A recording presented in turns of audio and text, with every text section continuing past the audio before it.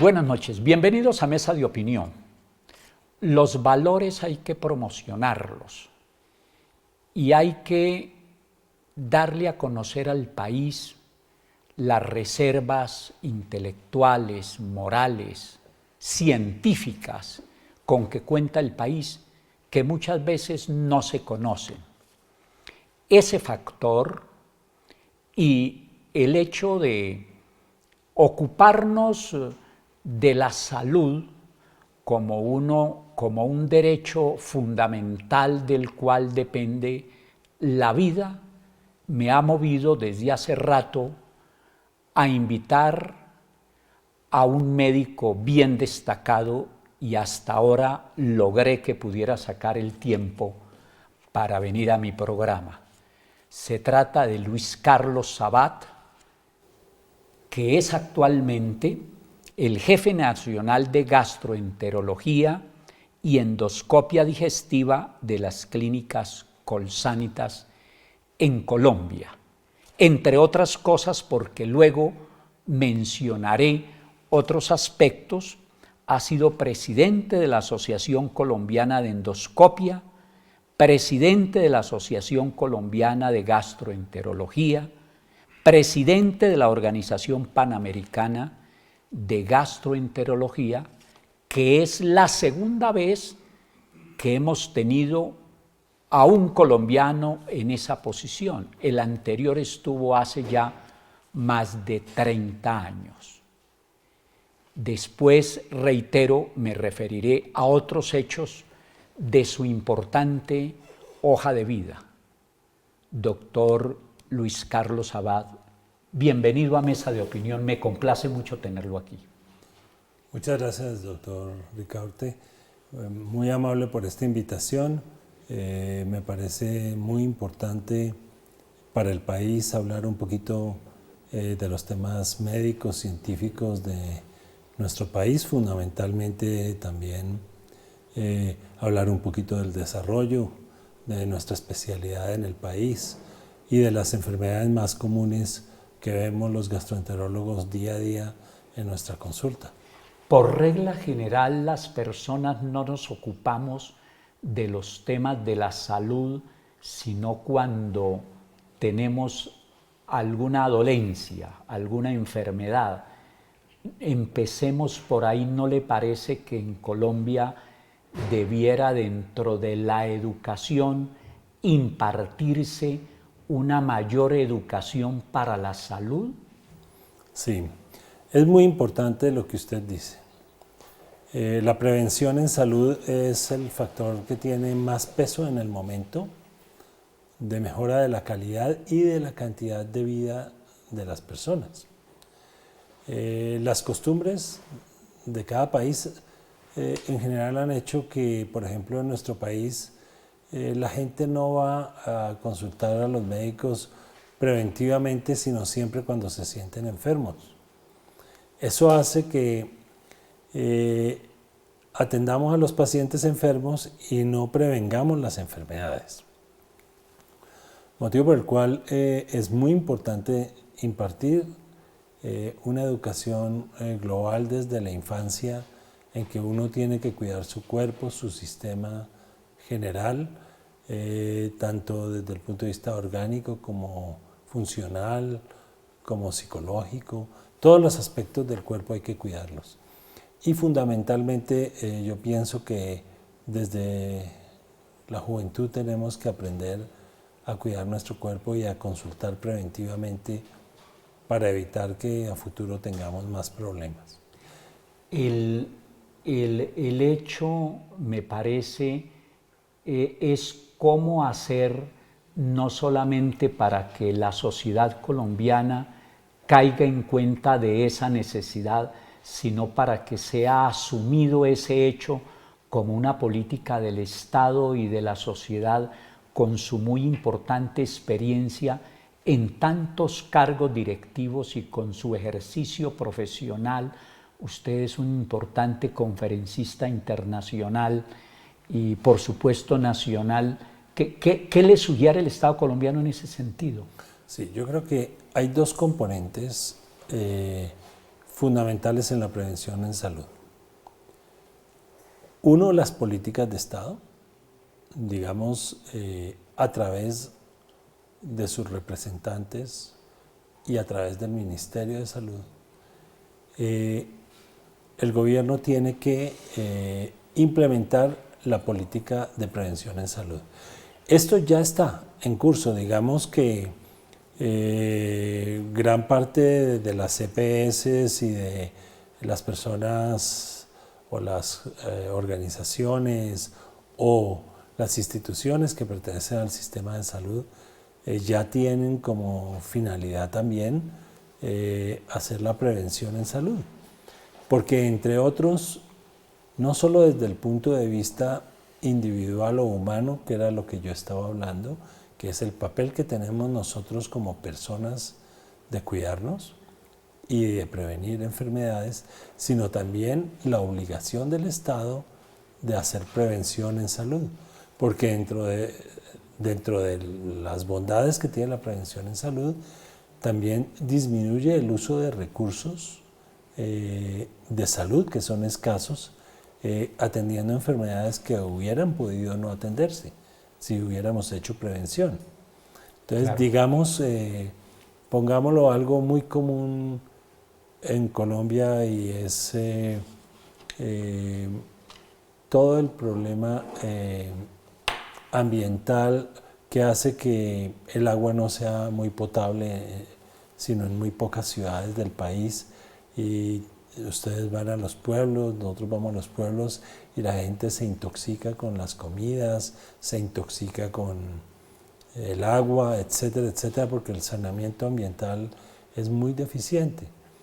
Entonces el gobierno tiene que mejorar eso y todos los entes estatales mejorar eso para que la gente sufra menos infecciones intestinales que a la larga producen una cantidad de problemas digestivos enormes. A la entrada de vacaciones, siempre comenzando año, la mayor causa de consultas son gastroenteritis, diarreas severas después de haber comido en zonas turísticas, diarreas y deterioro de las personas, que eso debería prevenirse controlando cadenas de frío, controlando calidad en las comidas, haciendo un control mucho más importante del agua potable, un control más importante de la forma como se hacen las comidas en los diferentes sitios del país. Y yo lo que veo es que siempre, digamos que hay más control en algunas zonas del país y mejor agua potable, pero el global del país en porcentaje diríamos que estamos muy retrasados con referencia a los otros países del mundo. Por ejemplo, ¿cómo evitar el reflujo? Bueno, entonces pasemos a las enfermedades más comunes. El reflujo gastroesofágico es una enfermedad muy frecuente. ¿En qué consiste? Consiste en que las personas sienten un ardor que sube desde el estómago hasta la garganta o faringe, siente que se les devuelve el ácido gástrico y les quema el esófago, les quema la garganta, les quema la boca y comienzan a tener dolores del pecho, comienzan a tener dolores de la faringe, comienzan a tener tos, comienzan a sentir también la quemazón de que se devuelve el ácido. ¿Cómo se previene? La prevención en esto es fundamental. Control de peso. El control de peso es súper importante para que la gente disminuya la posibilidad de reflujo.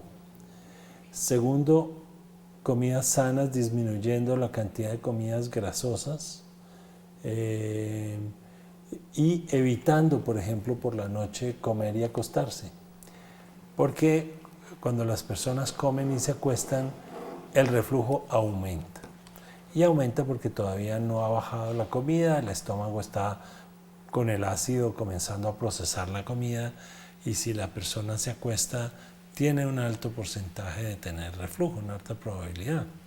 En ese sentido, también es importante en la noche no comer comida muy pesada que nosotros llamamos comida rica carbohidratos y rica en grasas, porque esto produce reflujo claramente. Ahora, en algunos pacientes no se puede prevenir necesariamente, sino que les da porque tienen un defecto anatómico que se llama una hernia hiatal o hernia del hiato, que es una dilatación entre la unión del esófago y el estómago. Esa dilatación, que se llama hernia hiatal, hace que el músculo que cierra, el esfínter que cierra la unión entre el esófago, por donde uno come, y el estómago, no se cierre bien. Entonces, al no cerrarse bien, cuando se contrae el estómago para comenzar a mezclar con ácido la comida para procesarla, aumenta la presión en el estómago y al no haber buen esfínter por la hernia hiatal, se sube y quema el esófago. Entonces la hernia hiatal es un defecto anatómico que produce también reflujo y pues muchas veces incontrolable, independiente del peso e independiente de los hábitos alimentarios. Intestino irritable. Bueno, el síndrome de intestino irritable, desde el punto de vista de gastroenterología, probablemente es una de las mayores causas de consulta en el mundo entero. El síndrome de intestino irritable, que también se ha llamado colon irritable o colon espástico, a lo largo del tiempo ha tenido muchos nombres. Sin embargo, actualmente el nombre actual es síndrome de intestino irritable. Eso es síndrome porque tiene muchos componentes. Hay un componente genético. Uno ve que las hijas o los hijos de padres que tienen intestino irritable también heredan la predisposición. Aparte de eso, está el fenómeno de la dieta que la gente tiene, dietas que producen más gas que otras, y el tercer factor es un factor psicosomático, es decir, la conexión mente-cuerpo. Cuando hablamos de psicosomático es cuando la persona está inconforme con su vida, tiene estrés, ansiedad, problemas. Esto todo se proyecta en la parte digestiva. El tubo digestivo es el órgano donde más se proyecta los problemas que tienen las personas. Todos los problemas en su casa, en el trabajo, en su vida cotidiana, en los trancones, todo lo que produce estrés, angustia, ansiedad, depresión.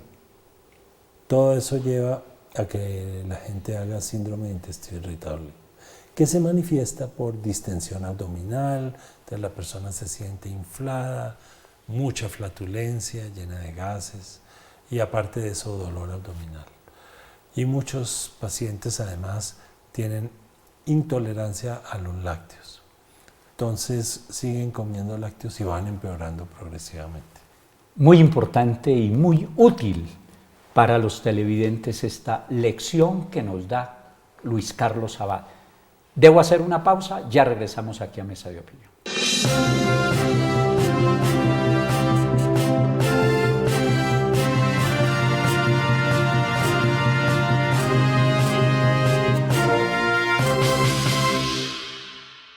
Continuamos en Mesa de Opinión. Me encuentro con el profesor, el médico gastroenterólogo, conferencista internacional, Luis Carlos Sabat, y había dejado explicado unos aspectos muy importantes del colon irritable.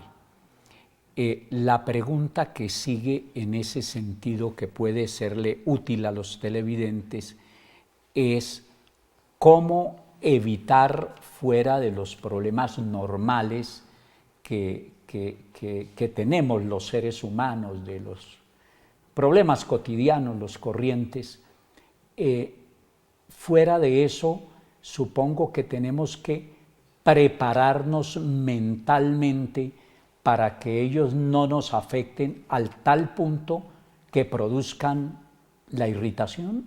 Correcto. Digamos que como personas que tengamos en un momento dado un síndrome de intestino irritable, tenemos que ser, primero que todo, conscientes del problema. El intestino irritable es para toda la vida y es uno de los factores que más alteran la calidad de vida, hasta un 60% de alteración en la calidad de vida. ¿Por qué? Ausentismo laboral, dolor abdominal, dolor mientras se trabaja, distensión severa, no pueden comer adecuadamente, el estrés lleva a que no se pueda trabajar bien. Entonces, ¿qué es lo que pasa? El manejo es multifactorial. El manejo es, primero, que la persona entienda lo que tiene. Segundo, pedir ayuda al médico. Podemos consultar desde médicos generales o médicos internistas y cuando el tema no se resuelve fácilmente, llegar a la especialidad de gastroenterología. En ese sentido, nosotros hacemos un abordaje en el cual enseñamos al paciente a comer, le damos una dieta específica de los alimentos que empeoran esta situación y que quitándolos de la dieta el paciente va a mejorar. Segundo, damos una medicación complementaria que disminuya la cantidad de gas que produce el paciente y disminuya las contracciones intestinales que le producen dolor. Y tercero, damos también un enfoque psicosocial. El enfoque psicosocial fundamentalmente es enseñarle a la persona en tratar de bajar el nivel de estrés. ¿Cómo bajar el nivel de estrés? Haciendo ejercicio, buscando otro tipo de actividades en los momentos libres, que no solo sea acostarse o ver televisión o ver programas diferentes, sino hacer alguna actividad que lo distraiga y cambie un poco la concentración mental, que el paciente piense en otras cosas.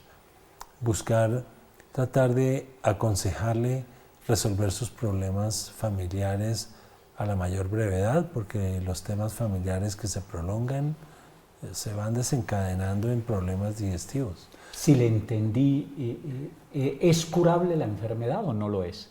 Digamos que es manejable. Quiere decir que no es curable.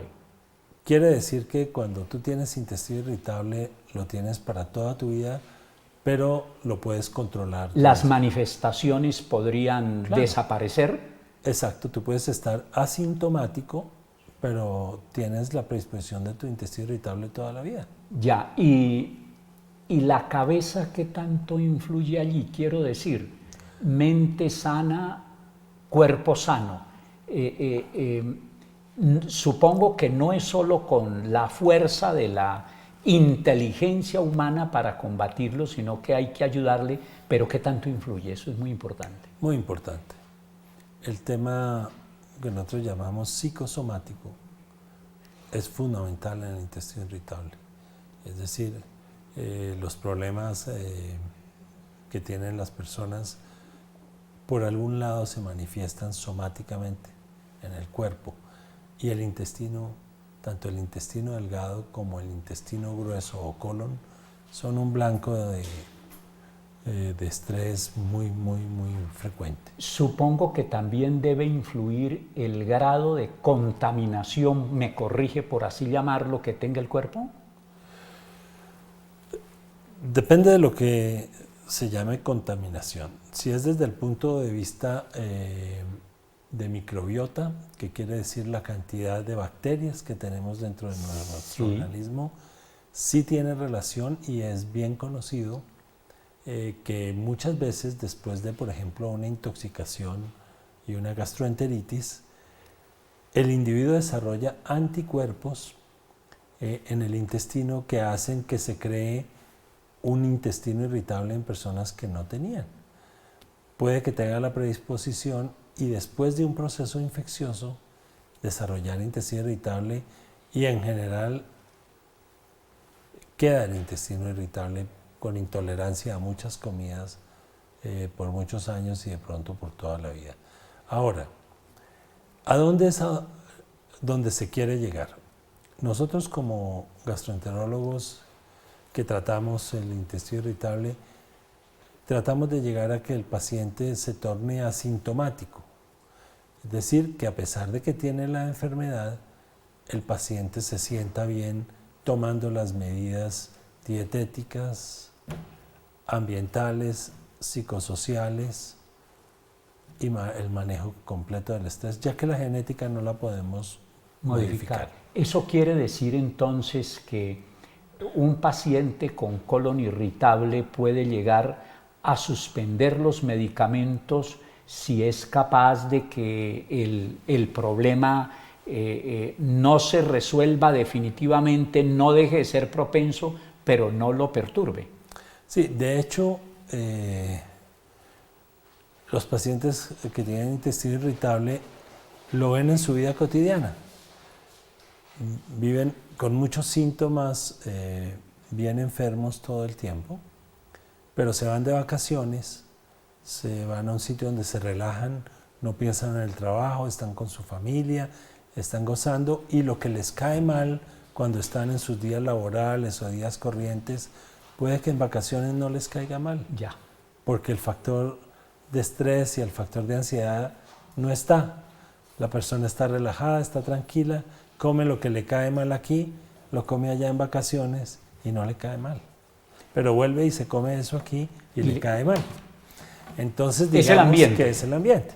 Ahora, retomando el tema bacteriano, etcétera, el intestino maneja la mayor cantidad de flora bacteriana que existe en toda la superficie del cuerpo humano. Y es tan grande lo que llamamos nosotros microbiota, que el manejo de todas estas bacterias que tenemos en el intestino hace que prevengan enfermedades muy importantes. Cada vez se encuentra más la relación de alteración de la microbiota, que se llama síndrome de sobrecrecimiento bacteriano, donde crecen bacterias malas y no las buenas que ayudan al organismo. Y eso ocurre por las gastroenteritis o por abuso de antibióticos, etcétera, etcétera. Y hacen que crezca flora bacteriana anormal, que no es la que es deseable para el intestino. El intestino es un órgano que es muy susceptible de ataques bacterianos y crea anticuerpos para defenderse. Y con eso hay muchas alteraciones en el intestino por cuenta de anticuerpos que se desarrollan y hacen que se comporte muy mal el intestino. De los problemas que tenemos los seres humanos, las mayores manifestaciones entonces supongo que se dan en el intestino, en el corazón. Bueno, si se dan en el corazón, supongo que debe ser más grave. ¿Dónde más, o mejor, cuál es la relación de la incidencia de los problemas del ser humano en cuanto a los distintos órganos del cuerpo humano? Sí, digamos que la enfermedad cardiovascular es uno de los factores más frecuentes de enfermedad en salud en el mundo, y mortalidad además. Pero como estamos hablando del punto digestivo, por ejemplo, hay otro órgano que también debemos hablar, que es el estómago. El estómago es otro blanco de la vida cotidiana, del estrés cotidiano. Cuando está muy estresado les arde la boca del estómago, como dicen normalmente, sí. Y es un ardor aquí en la parte superior del abdomen, o dolor persistente, o vacío persistente en la boca del estómago, que el paciente lleva siempre con una pesadez fuerte, etcétera, y consulta por estos síntomas. Y esto es manifestado como una gastritis. Y para los que padecen ese tipo de enfermedades, fuera de los medicamentos que dan ustedes los médicos, sería muy importante para los televidentes que les contara, doctor Luis Carlos, qué tipo de precauciones deben tener, por ejemplo, para evitar un cáncer, y qué tipo de exámenes de los más urgentes deben emprender. Muy bien, eso está clarísimo, que se debe consultar al médico y no autoformularse. Vital. Normalmente hay que ir donde el médico cuando se tiene Para ese eso son tipo los de médicos. síntomas, para eso estamos. Entonces el médico evalúa al paciente y considera que el paciente debe ir a una endoscopia.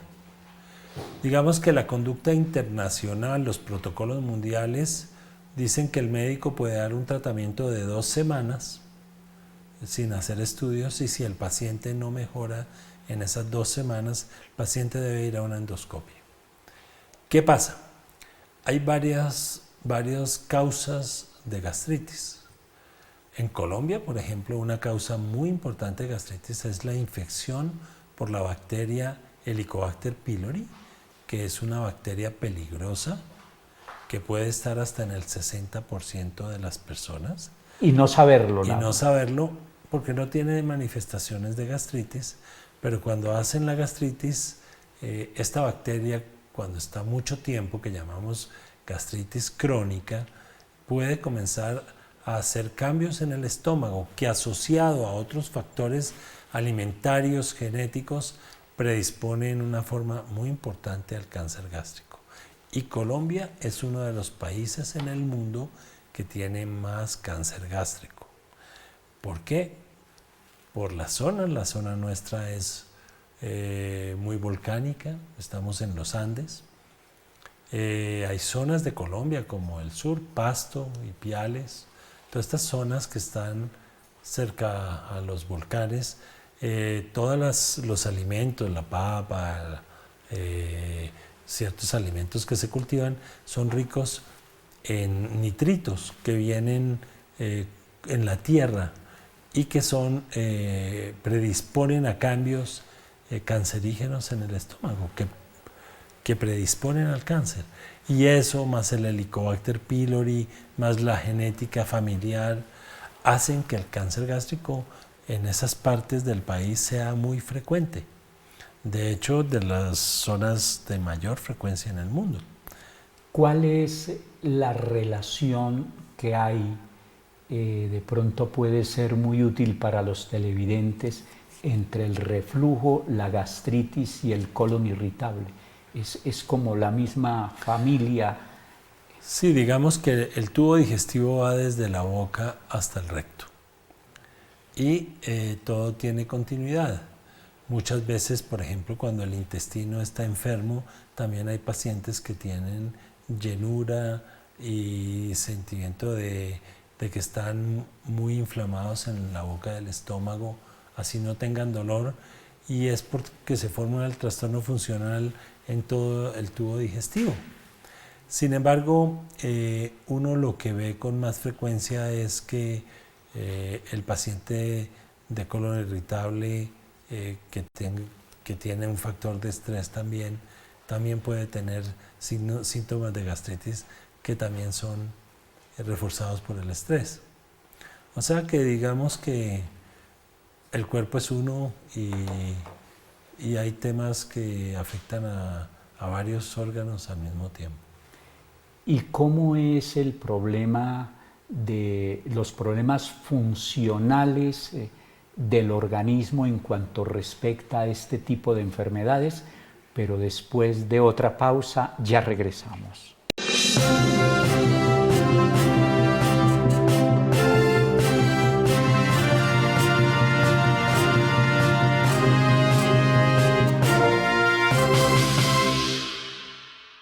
Regresamos a los últimos minutos de Mesa de Opinión. Me encuentro con el profesor, el gastroenterólogo Luis Carlos Abad, y le había dejado planteado. Entendemos con un conocimiento vulgar de qué es la medicina interna. ¿Cómo es eso? Sí, la medicina interna es una profundización en todas las especialidades que tienen que ver con el sistema corporal. Es decir, el internista tiene un conocimiento profundo de todas las especialidades y subespecialidades y guía muy bien al paciente. A ese médico tendremos que recurrir muchos seres humanos. Claro, porque el internista es el médico más completo desde el punto de vista de atención al paciente. Es el que debe resolver la mayoría de los problemas que aquejan al paciente. Porque maneja todas las especialidades: gastro, neumología, cardiología, manejan hígado, manejan... Va a tener que ocuparse del paciente de manera más integral. Es un médico integral que tiene un conocimiento muy amplio. Por ejemplo, para hacer gastroenterología hay dos vías: o hacer medicina interna o hacer cirugía. Ya. Para poder ser después gastroenterólogo. Ya. Tantas preguntas que se me quedan entre el tintero. ¿Cómo es que le queda tiempo para ser parte de la directiva de Colsanitas? Bueno, ha sido una labor muy grande de muchos años, donde aparte de tener el componente médico, yo también he tenido un componente de liderazgo que ha permitido que en la organización Sanitas, que actualmente se llama Organización Keralty, siempre hayan pensado en que puedo aportar en la parte directiva desde el punto de vista de mejoramiento permanente de la calidad de los servicios a los pacientes, sobre todo en mi especialidad, pero además también en lo global de la atención a las personas. ¿Cuánto tiempo proporcionalmente conferencia en el exterior, montado en un avión, atendiendo pacientes, dictando clases? Pues yo dicto... Escribiendo. Sí, también. Yo dicto conferencias internacionalmente, predominantemente en Europa, Estados Unidos y Latinoamérica. Aparte de toda mi participación en Colombia, local, con mucha frecuencia. Yo vivo viajando, pero hago viajes muy cortos para poder ocuparme de los pacientes, de la parte administrativa, de la parte directiva y poder englobar todas estas capacidades para obtener el único fin que yo creo que nos lleva a ser los médicos que necesitamos que tenga el país, y son médicos que piensen en mejorar la salud de los pacientes, los veamos desde el punto de vista humano y mirar a las personas desde toda su integralidad. Es decir, no solo estamos ante una paciente o un paciente con una enfermedad, sino ante una persona. Ya dio la recomendación para los médicos sobre lo que le iba a preguntar. La principal recomendación en medio minuto para los pacientes, ¿cuál sería?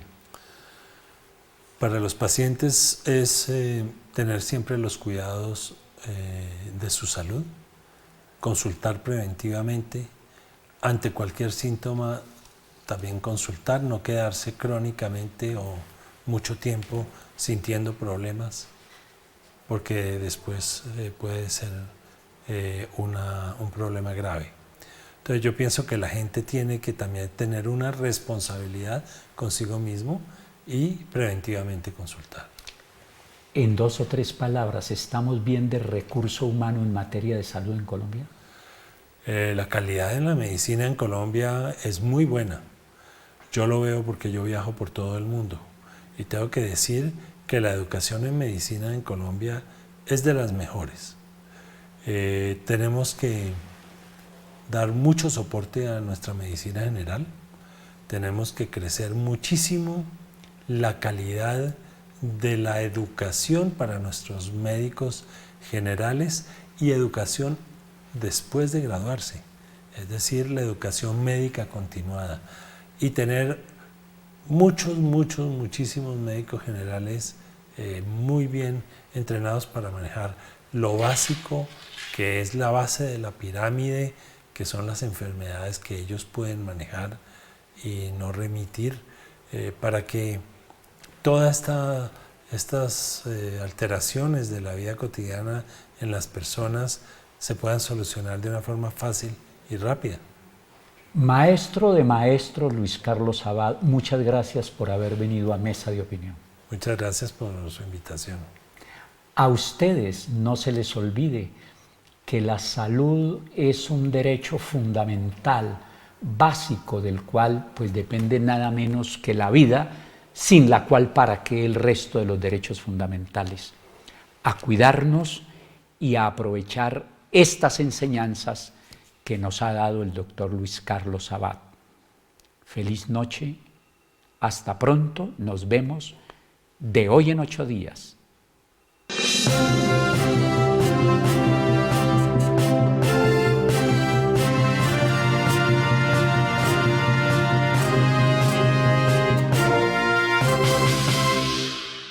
Volvemos a Mesa de Opinión. Me encuentro con el médico, profesor, conferencista, Luis Carlos Abad.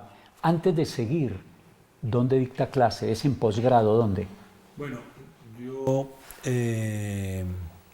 dirijo el posgrado de gastroenterología de la Fundación Universitaria Sanitas. Además recibo residentes de otras universidades para fellows de gastroenterología y para desarrollo de técnicas avanzadas de endoscopia. Además algunos complementos de la endoscopia convencional con ultrasonido más endoscopia desde adentro, que es una tecnología que permite ver lesiones mucho más fácil y más rápido que otras técnicas. Y trabajo mucho en educación. Tengo siempre actividades académicas con los residentes que vienen a estar conmigo.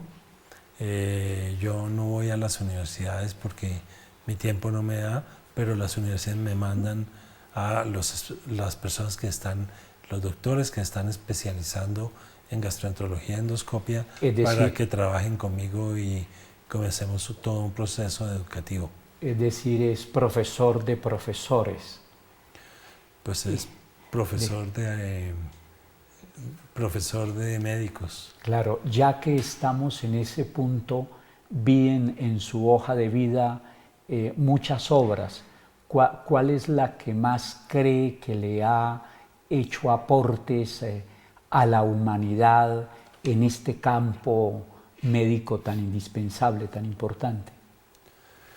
Digamos que fundamentalmente yo pienso que el papel más importante que estamos haciendo de transmitir conocimiento es la educación en calidad para los gastroenterólogos en particular, que es los futuros gastroenterólogos. La educación en calidad, educación en habilidad, en conciencia, en ética, y todo lo que yo he publicado, trabajos de diferentes índoles en diferentes partes del sistema digestivo, o páncreas, o hígado, etcétera, en muchas publicaciones. Es difícil decir cuál es la más importante, pero lo que a mí más me ha mostrado que ha tenido un impacto muy importante ha sido, por ejemplo, la participación en las guías de práctica clínica que hice cuando era presidente de la Asociación Colombiana de Gastroenterología, con la colaboración Cochrane y otros colegas muy buenos de otras universidades, y un grupo de más o menos 70 colegas que trabajaron conmigo para hacer estas guías de práctica clínica, que realmente son una guía para todos los gastroenterólogos e internistas del país y médicos generales también, de cómo abordar las enfermedades del sistema digestivo. ahí le vamos revolviendo datos tan importantes de su hoja de vida con estas instrucciones que le está dando a los televidentes. Había planteado antes de la pausa cómo es el problema orgánico en cuanto respecta a los asuntos intestinales, cómo es ese problema funcional. Sí, correcto.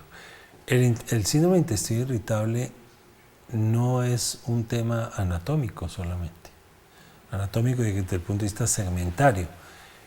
Es un trastorno funcional y como tal es funcional. No es que el intestino irritable lleve a la gente a la muerte, no. El intestino irritable se queda para toda la vida, no mata a la gente, es un trastorno funcional que le deteriora muchísimo la calidad de vida porque es de funcionamiento, no de anatomía. O sea, uno entra, mira el colon de las personas y ve que está normal. Que sea más largo en unas personas o que tenga algún ángulo mayor o algo. Sí, puede haber diferencias anatómicas entre las personas, pero el intestino irritable fundamentalmente es una enfermedad funcional. ¿Pero por qué no se puede corregir?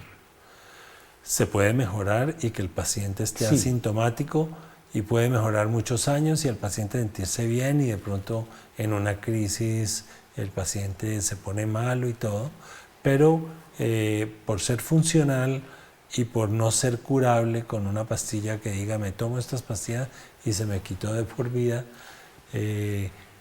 no podemos controlarlo así. Entonces dependerá de las etapas de cada individuo, de su estrés, de su vida cotidiana, de su alimentación, de su ejercicio, de sus cuidados e higiene corporal, etcétera, etcétera, cómo irá la evolución de esos trastornos funcionales. Las infecciones gastrointestinales, un poco de eso. Sí.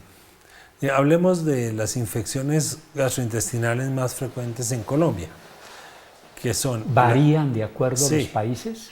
Digamos que sí, porque tienen mucho que ver con el saneamiento ambiental. Ya. Por ejemplo, Claro. No es lo mismo, no es lo mismo Europa, 9 Estados millones de Unidos. habitantes que hay en Colombia sin Claro. agua potable. Exacto. No es lo mismo ir a Estados Unidos o a Europa y comer allá que comer acá, donde pues hay muchos factores de falta de saneamiento ambiental. Entonces, ¿qué es lo que pasa? Hay infecciones parasitarias, hay infecciones bacterianas, además de infecciones virales que pueden ocurrir y que producen puntualmente algunos trastornos digestivos pues, muy fuertes. También hay gastroenteritis virales que deterioran al paciente y lo ponen malísimo y se corrigen después con el tiempo. Están las bacterianas, que son las que llamamos también intoxicaciones, que dependen de haber comido algo que estaba descompuesto, en mal estado, o mal refrigerado, o mal procesado, o que la cadena de frío no se respetó, o que el agua que se utilizó estaba contaminada, o que algunos componentes estuvieron expuestos al calor, o no tuvieron refrigeración. La persona llega intoxicada por bacterias más frecuentes como E. coli, como Salmonella, Shigella, en general son las más frecuentes que vemos nosotros y requieren ya tratamiento con antibióticos y después probióticos para restablecer la flora intestinal de los pacientes. Y el otro tema es parasitario. Colombia, obviamente estamos en un país tropical, de bosques tropicales, de zonas tropicales, donde pues también, como decimos, el saneamiento ambiental es muy regular, el agua no es potable y el pueblo en general que está en toda la zona rural e inclusive en algunas ciudades pues se contamina con parásitos, o no lavan bien las verduras, o no lavan bien los alimentos. Inclusive en Bogotá uno también se puede contaminar por parásitos con lo que come si no hace un adecuado aseo de las verduras, de los alimentos. De amibas, por ejemplo. Ensaladas, por ejemplo, amibas. Y a veces, entiendo que a veces no aparecen con los exámenes, Sí, digamos que muchas veces el paciente tiene una colitis por amibas y el examen, los coprológicos, los coproscópicos, no muestran que tiene el paciente la enfermedad o la contaminación por parásitos, y muchas veces toca hacer algunos procedimientos o algunos exámenes complementarios para demostrar que tienen, o guiarse por la clínica del paciente, y cuando uno está convencido de que ese paciente por clínica está contaminado con parásitos, tomar la decisión de tratarlo, así no salga nada en el coproscópico. Eso quiere decir que la intuición del médico, la experiencia, la clínica, el manejo adecuado de sus pacientes, el conocimiento de los pacientes, el conocimiento de las enfermedades digestivas, debe llevar al médico a tener un sentido común muy importante para hacer un tratamiento adecuado de las infecciones. Dependerá de cada caso, pero es indudable que la labor de un gastroenterólogo tendrá que estar combinada con otras especialidades. ¿Es así o no? Claro que sí. Digamos, nosotros trabajamos en conjunto con varias especialidades. La especialidad con la que trabajamos más frecuentemente es cirugía, porque hay mucha alteración del tubo digestivo desde el punto de vista benigno y maligno que requieren estar en contacto con los cirujanos, sobre todo pues porque la gastroenterología va muy unida con la endoscopia digestiva y encontramos lesiones que en un momento requieren. Otra especialidad, aparte de cirugía, que trabaja muchísimo con nosotros, es la psiquiatría, donde nos ayuda a complementar la parte psicosomática de los pacientes. Hay que quitarle a las personas la tara, digamos, de asistir a una consulta con un psiquiatra, porque dicen, no, eso quiere decir que estoy loco. Y no quiere decir que estoy loco, sino prácticamente hay que buscar también la sanidad mental. Muchas veces una guía, no, mira, piensa en esto, hagamos este tema para que te relajes un poco y así se mejora tu enfermedad digestiva, etcétera, es fundamental como el soporte de las enfermedades funcionales digestivas. Y otras especialidades que también confluyen hacia nuestros temas, pues obviamente es la medicina interna, que involucra tanto la parte digestiva como otras enfermedades, alteraciones endocrinológicas, alteraciones reumatológicas que se manifiestan también con enfermedades intestinales, digestivas, o también en esófago o en estómago, que se relacionan con enfermedades autoinmunes. Digamos que hay una correlación muy grande entre todas estas especialidades y la gastroenterología. Bueno, me toca hacer otra pausa, pero después de ella, por ejemplo, entre las tantas cosas que mencionó, todas importantes, lo entendemos, pero con un conocimiento muy vulgar. Por ejemplo, ¿qué es la medicina interna? Ya regresamos a Mesa de Opinión.